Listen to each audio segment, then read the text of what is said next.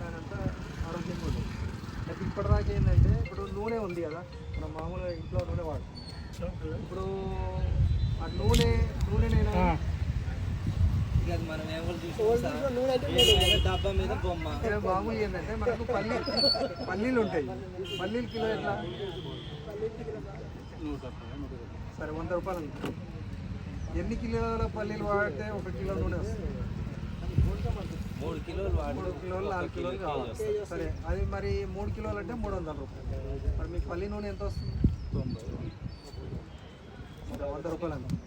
మరి 3 కిలోలు ఆయన పట్టి మరి దాన్ని ఫిల్టర్ చేసి మళ్ళీ మీకు 100 రూపాయలకి ఇస్తే ఆయనకేం లాభం? ఏముండదు. అది నూనె కాదు అసలు.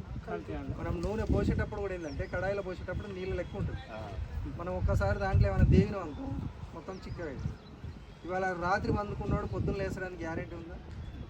హార్ట్ అటాక్లు, షుగర్లు, బీపీలు ఇవన్నీ మరి మన తండ్రులకు లేవు, తాతలకు లేవు, కానీ మనకే వస్తుంది. అంటే మనం వాడే ఏదైతే ఉందో దాంట్లో విటమిన్ అనేది లేదు. ఒకప్పుడు బియ్యం దంచుకొని తిన్నారు, ఇప్పుడు దంచుకొని తింటురా? లేదు, మొత్తం తెల్లగా పాలిష్ పట్టించుకోరు. అంటే దాంట్లో ఉన్న బలం అంతా పోతుంది. ఇలా కళ్ళద్దాలు కూడా చిన్న చిన్న పిల్లలు అద్దాలు పెట్టుకోండి. మరి మేకలు బర్రెలు పెట్టుకుంటే అద్దాలు అంటే వాస్తవంగా ఏంటంటే మంచి ఫుడ్ ఏమో వాటికి పెడుతున్నాం, పనికి రాంది మనం తింటాం. దానివల్ల అనారోగ్యం వచ్చినప్పుడు ఏమవుతుందంటే ఈ హార్ట్ అటాక్లు ఎందుకు వస్తాయంటే మన నరాలలో, అంటే మనకు రక్తం సరఫరా అయ్యే వాటిల్లో గుండెకి సంబంధించిన వాటికి ఆ వాల్సులలో ఏంటంటే కొలెస్ట్రాల్ అంటే కొవ్వు అనేది పేరుకొని ఆ రక్తం అనేది ఆడడం బంద్ అయినప్పుడు ఈ హార్ట్ అటాక్ అనేది వస్తుంది.